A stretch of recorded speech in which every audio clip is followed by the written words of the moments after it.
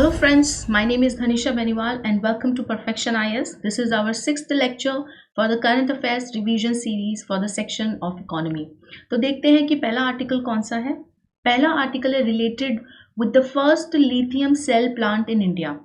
तो भारत में पहला लिथियम सेल प्लांट जो है तिरुपति आंध्र प्रदेश में ओपन किया गया with an investment of ₹165 crore. एक चेन्नई बेस्ड इंडस्ट्री है जिसका नाम है मुनोथ इंडस्ट्रीज लिमिटेड, उसी ने ये कटिंग एज फैसिलिटी को डेवलप किया है। कहाँ पर डेवलप किया है? 2015 में मिस्टर नरेंद्र मोदी हमारे जो प्राइम मिनिस्टर हैं उन्होंने 2 इलेक्ट्रॉनिक मैन्युफैक्चरिंग क्लस्टर ओपन करे थे तिरुपति में। उसी की एक फैसिलिटी में in one of the facility ये लिथियम सेल प्लांट जो है ओपन किया गया है।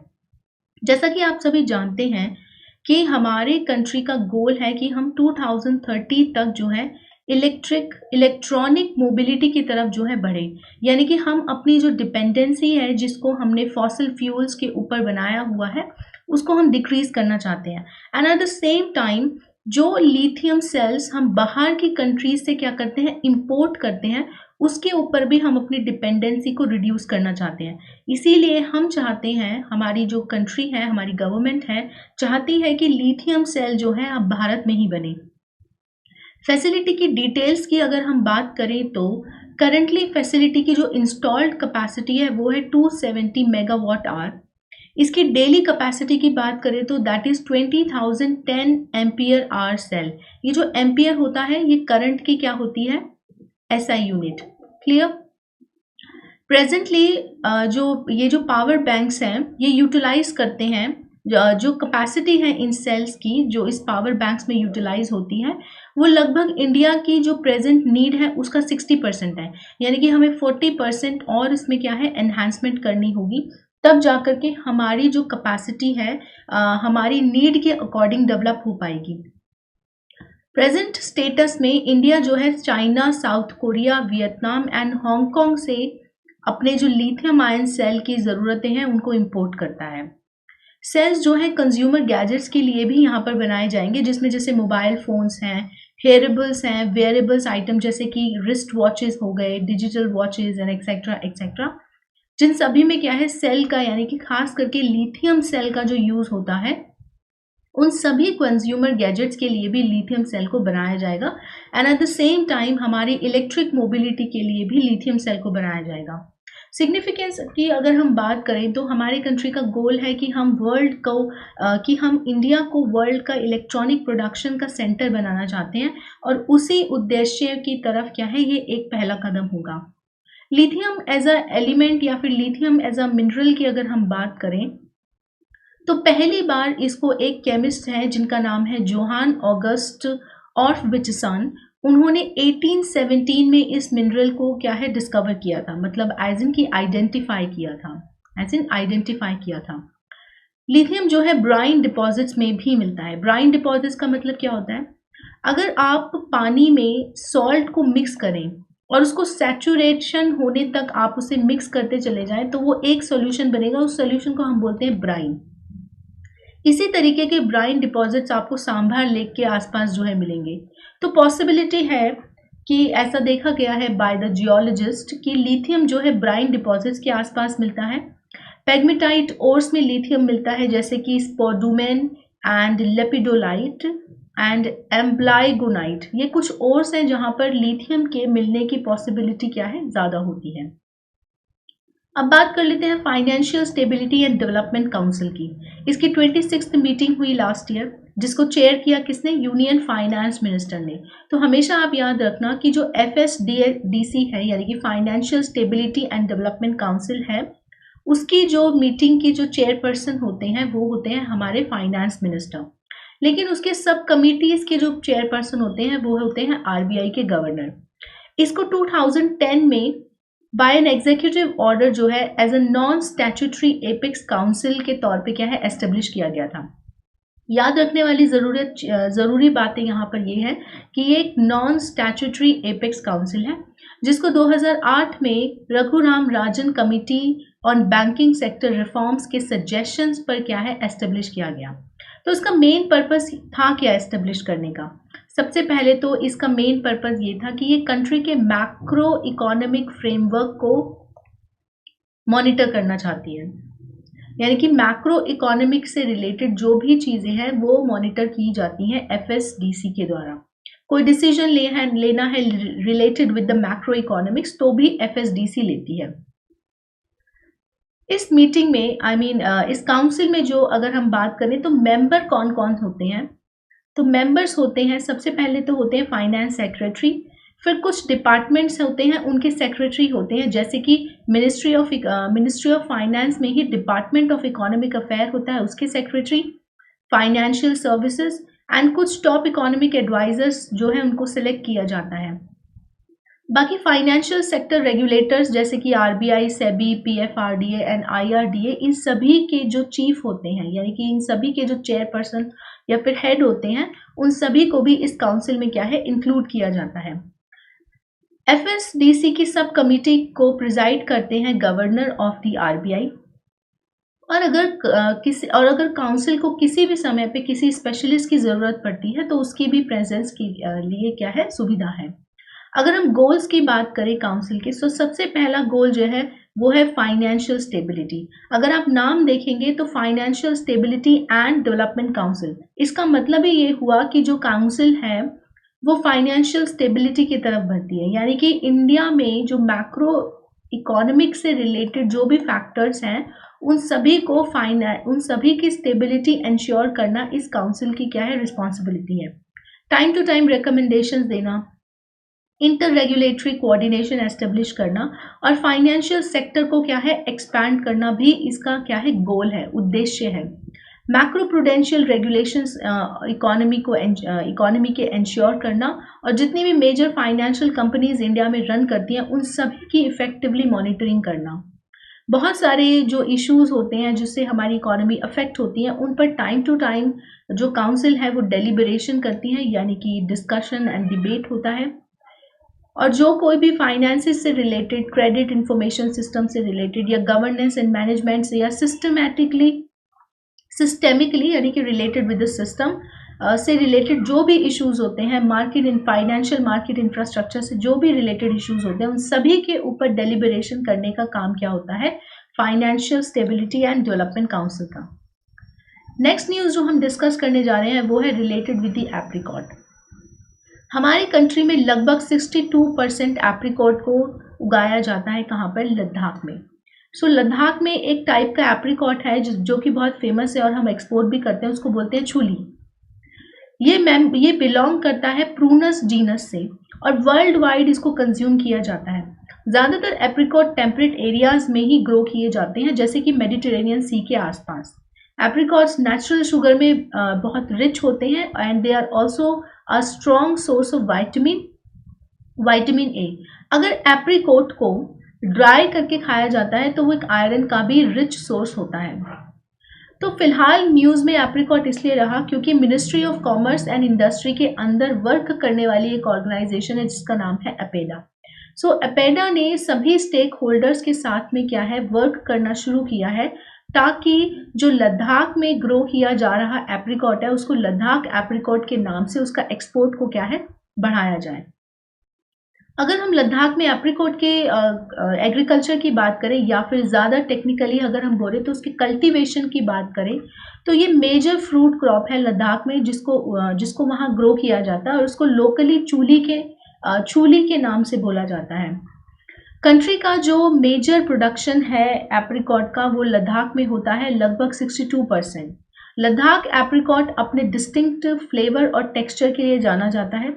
इसमें सिग्निफिकेंट अमाउंट में soluble solids and sugar present होते हैं, इसीलिए इसकी इन खास कैरेक्टरिस्टिक्स को ध्यान में रखते हुए हमने लद्दाख एप्रिकॉट को क्या है एक्सपोर्ट एनहांसमेंट के लिए मेजर स्टेक होल्डर के साथ वर्क करना क्या है शुरू किया है। Now let us talk about the 81 bonds. Clear? देखिए हमारे जो वर्ल्ड है उसमें पूरा एक बैंकिंग सिस्टम है। क्लियर? ये बैंकिंग सिस्टम कोलैप्स ना हो जाए उसके लिए एक कमिटी है जिसको बोलते हैं BC यानी कि बैंकिंग कमिटी ऑन, ये कहाँ पर होती है, ये स्विट्जरलैंड में होती है, ठीक है। इस कमिटी का काम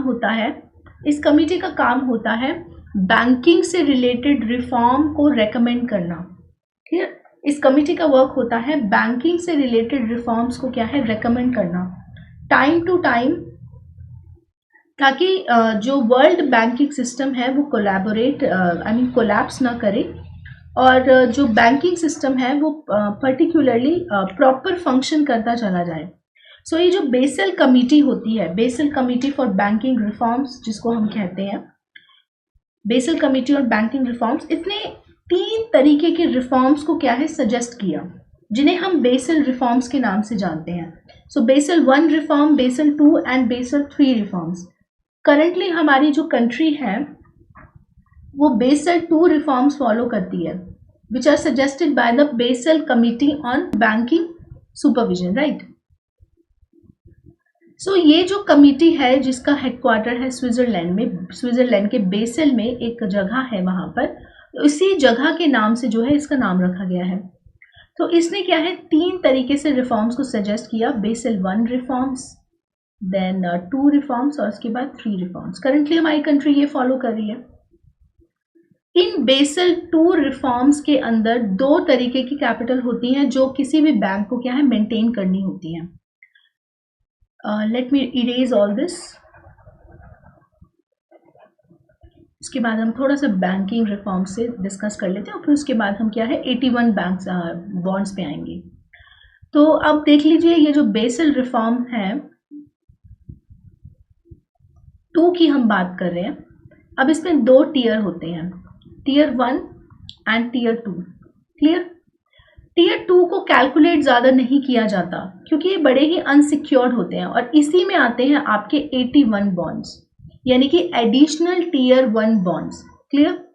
अब ये हुए आपके टीयर 1 बॉन्ड्स। ये जो जनरल तरीके से जो बैंक अपनी प्रॉफिट कमाता है एंड जो शेयर होल्डर्स की इक्विटी होती है, शेयर होल्डर्स की जो इक्विटी होती है एक्सेट्रा एक्सेट्रा, यहाँ पर आते हैं आपके ये सारे, क्लियर।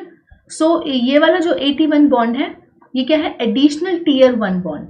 सो ये कहाँ पे आएगा आपका टीयर 1 में ही आएगा, लेकिन एडिशनल टीयर 1 बॉन्ड है, इसलिए इनको कहा जाता है 81 बॉन्ड्स। एक तरीके के अनसिक्योर्ड और परपेचुअल लोन इंस्ट्रूमेंट है, यानी कि कोई मैच्योरिटी डेट नहीं होती। तो सबसे पहले तो चीज हम कॉन्टेक्स्ट समझ लेते हैं कि ये न्यूज में क्यों रहा।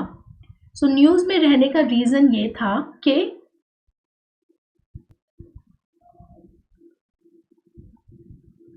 कुछ टाइम पहले आप लोग अगर जानते होंगे तो येस बैंक काफी न्यूज में रहा, क्योंकि येस बैंक क्या है उसके पास इतना कैपिटल नहीं रहा कि वो अपने लोन्स, अपने एसेट और अपनी लाइबिलिटीज को कवर कर सके, जिसकी वजह से 81 बॉन्ड्स जो है वो न्यूज में आने लगे। यानी कि येस बैंक ने अपने आप को रिकैपिटलाइज करने के लिए 81 बॉन्ड्स का इस्तेमाल किया। 2 साल बाद फिर से 81 बॉन्ड क्या है न्यूज में है।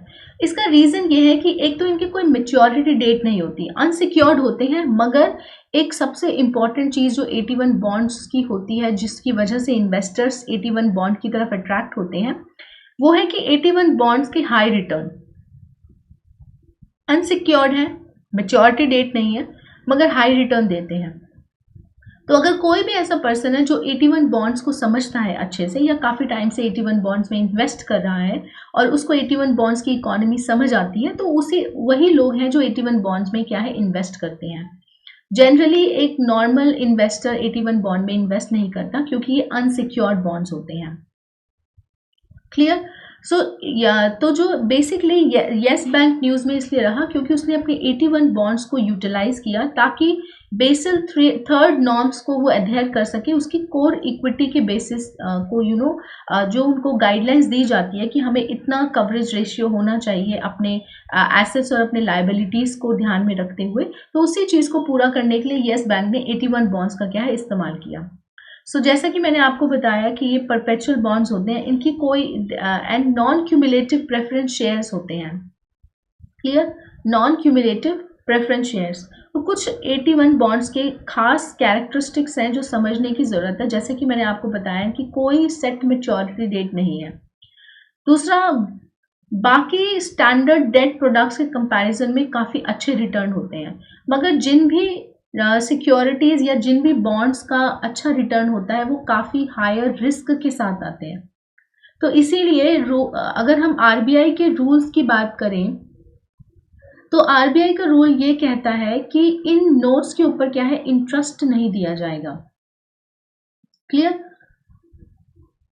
और इनको क्या है, राइट ऑफ भी कर दिया जाएगा अगर इश्यूअर के कैपिटल रेशियो जो है एक थ्रेशहोल्ड से नीचे गिरता है।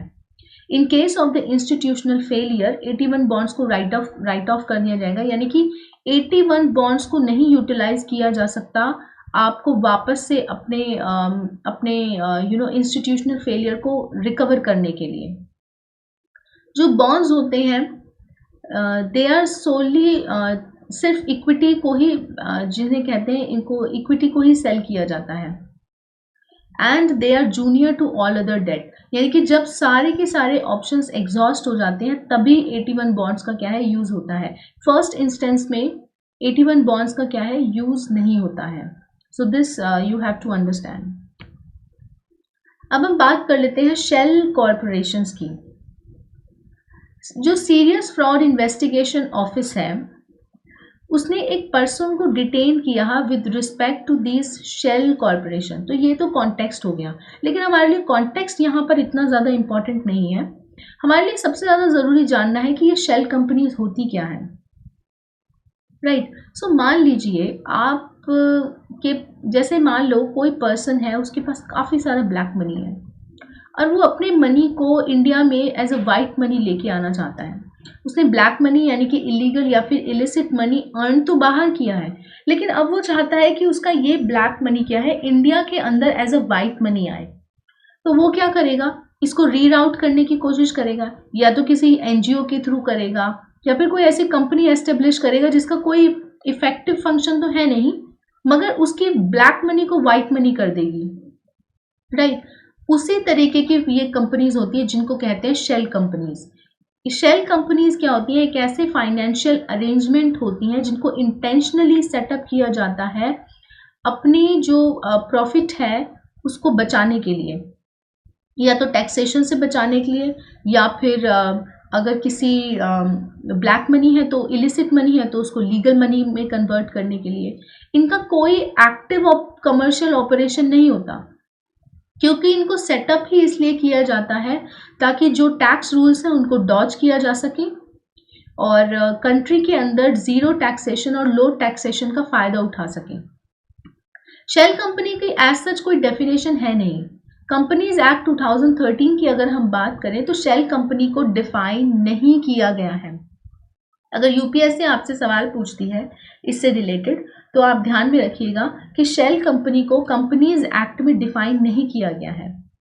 मगर इसकी डेफिनेशन आती कहाँ से है, फिर हमें कैसे पता चलता है कि शेल कंपनी होती क्या है अगर उसको कंपनीज एक्ट डिफाइन नहीं करता है। राइट?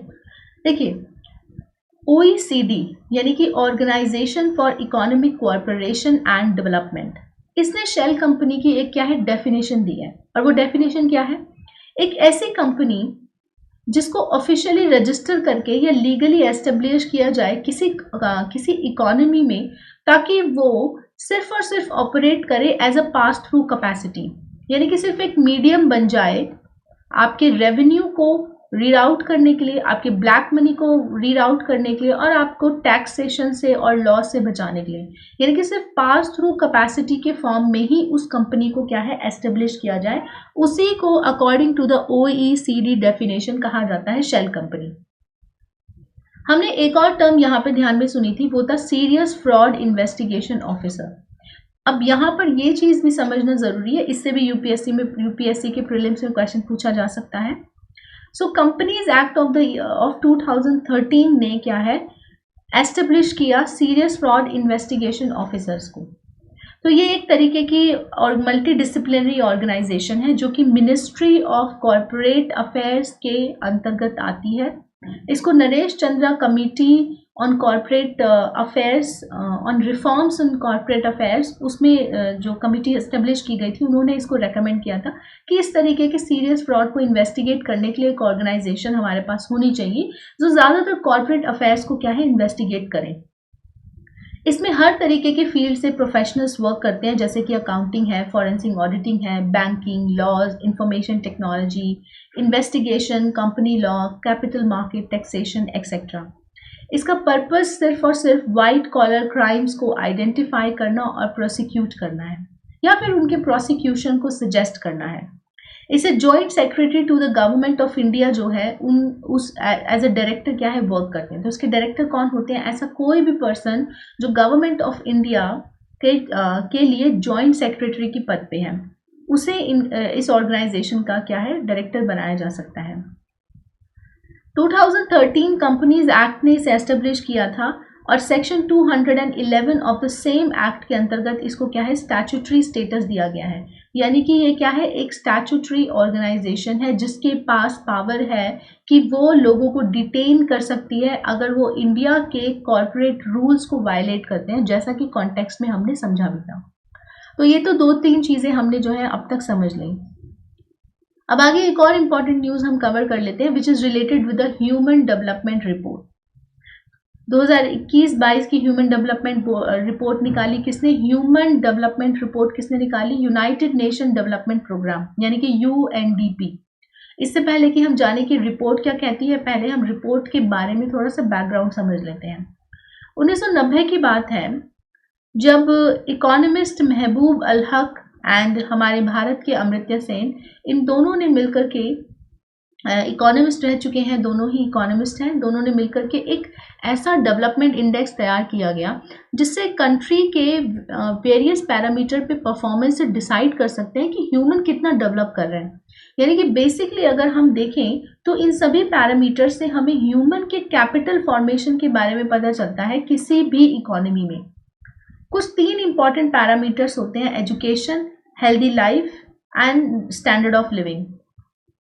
इन 3 इंपॉर्टेंट पैरामीटर्स से डिसाइड होता है कि कंट्री की परफॉर्मेंस क्या है when it comes to developing their human capital. So 4 indicator use किए जाते हैं। सबसे पहला इंडिकेटर होता है लाइफ एक्सपेक्टेंसी एट बर्थ, यानी कि जन्म के समय कोई भी अगर पर्सन जो है जन्म लेता है उसकी on an average life expectancy कितनी है। Clear? So on an average life expectancy at birth वो। फिर एजुकेशन, तो ये तो हो गया आपका हेल्थ, ठीक है। हेल्थ एक पैरामीटर, एक डायमेंशन है, इसके अंदर एक पैरामीटर है that is life expectancy at birth. Clear? उसके बाद आते हैं हम एजुकेशन की बात करते हैं। देखिए एजुकेशन को मेजर करने के लिए 2 तरीके हैं। पहला मीन ईयर्स ऑफ एजुकेशन, यानी कि औसतन एक पर्सन ने कितनी पढ़ाई की है, and expected years of education, या कितना मतलब एक्सपेक्टेड है कि वो पर्सन एजुकेशन जो है प्राप्त करेगा, यानी कि कितना एक्सपेक्टेड है कि वो पर्सन जो है एजुकेशन प्राप्त करेगा। Clear? So expected years of education हो गए।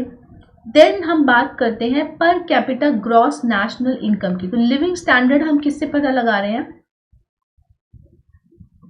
सो लिविंग स्टैंडर्ड हम पता लगा रहे हैं पर कैपिटा नेशनल इनकम। तो ये तो 3 डायमेंशन हुई, health, education and living standard. अब इसके अंदर क्या है 3 पैरामीटर्स है जिनके बेसिस पे इसको क्या है मेजर किया जाता है। अगर हम टॉप 3 स्लॉट्स की बात करें HDI में, तो उसको ग्रैब किया है स्विट्जरलैंड, नॉर्वे एंड आइसलैंड ने। इंडिया की पोजीशन रही 132 और पिछले साल इंडिया की पोजीशन थी 131। सो ये इंडिया की क्या है रैंकिंग है। सो इंडिया को रैंकिंग कितनी मिली है ह्यूमन डेवलपमेंट रिपोर्ट में? 132।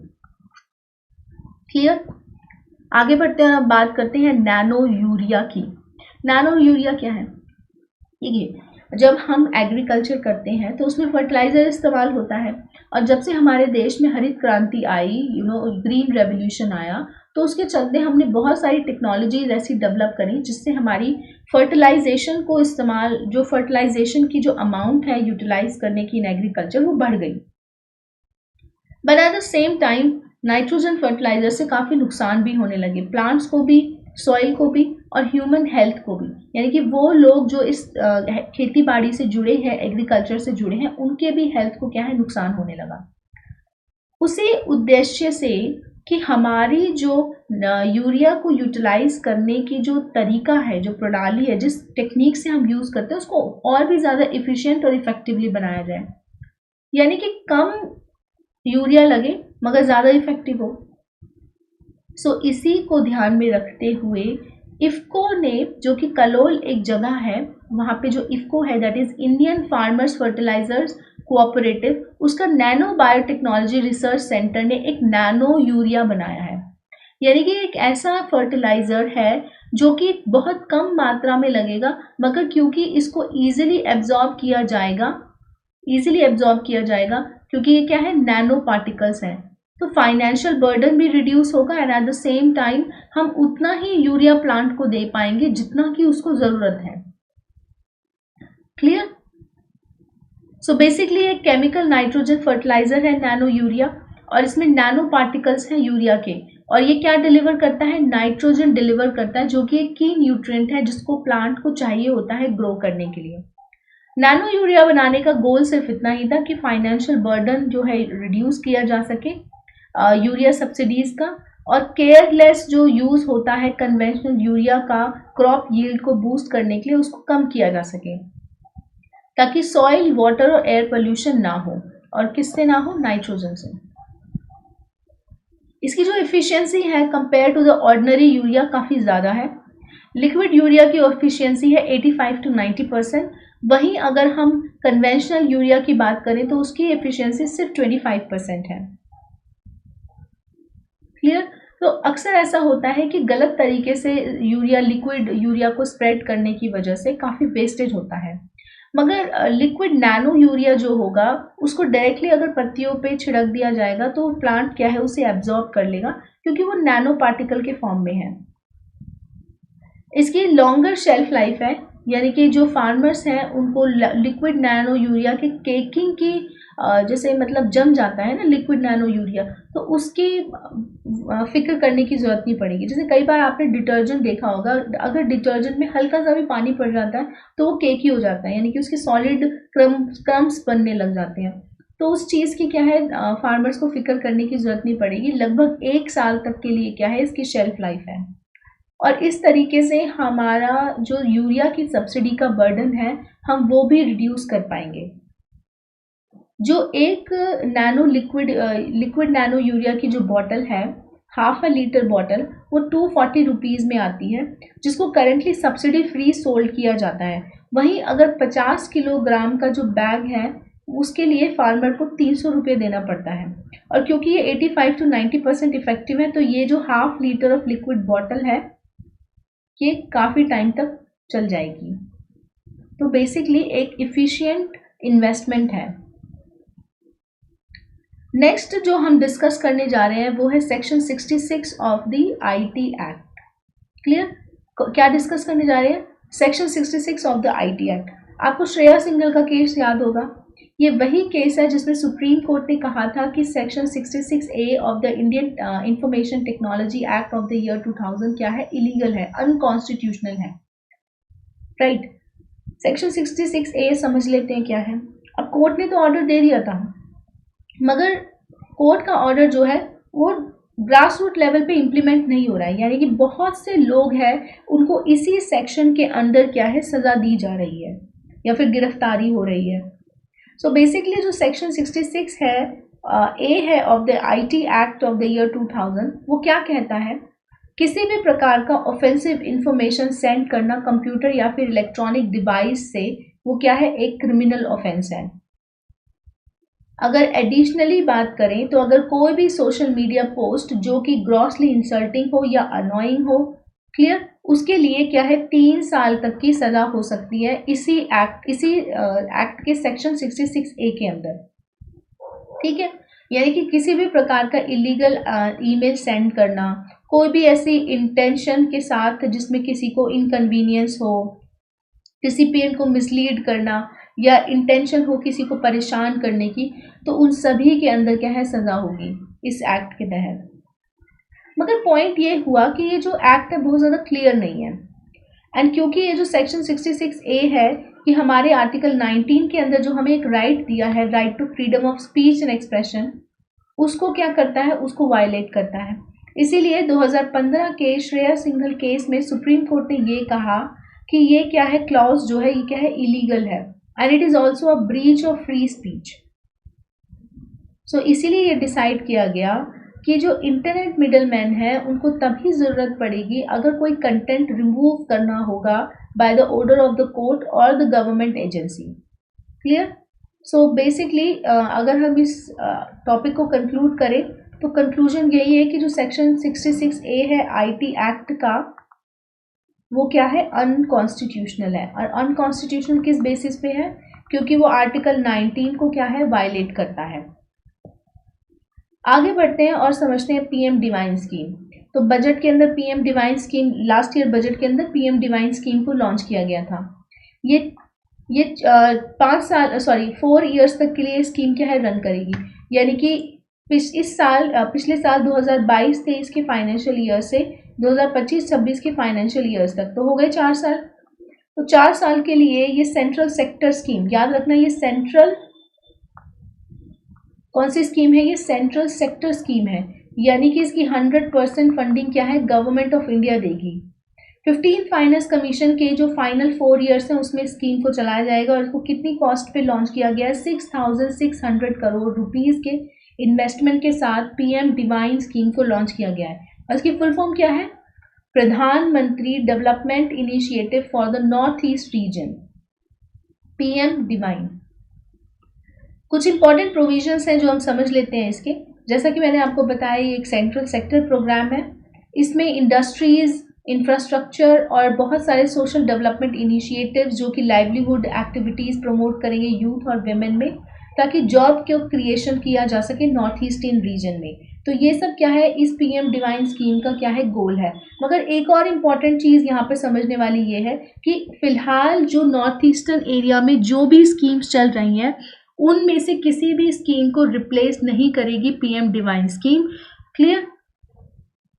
मतलब उन सभी की जगह पर इसको लॉन्च नहीं कर रहा है, ये अलग से स्कीम लॉन्च हुई है। और इसकी जो नोडल मिनिस्ट्री होगी that is the donor ministry which is ministry of development of the north east region, और उसके अंदर क्या है, नॉर्थ ईस्टर्न काउंसिल। तो ये सब क्या है, कोऑर्डिनेट करके वर्क करेंगे सेंट्रल मिनिस्ट्रीज के साथ। और north eastern council and donor ministry क्या है, पीएम डिवाइन स्कीम को क्या है, एग्जीक्यूट करेगी। सो आज के लेक्चर में इतना ही। Will see you in the next lecture. I hope you like it. Thank you so much for watching Perfection Eyes. Have a nice day.